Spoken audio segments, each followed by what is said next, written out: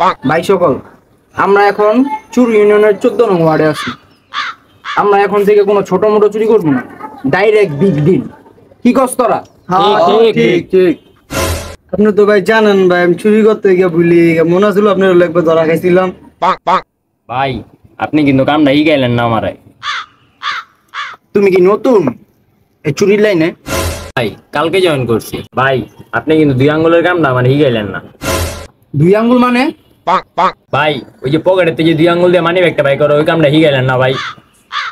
বুঝছি, তোমার অনেক ট্রেনিং দেওয়া লাগবো। আমাদের একজন প্রফেশনাল পকেট মেট আছে, ওর লাগে তোমার পরিচয় করাই দিব না, তুমি পুরো ভালো করে শিখতে পারবে।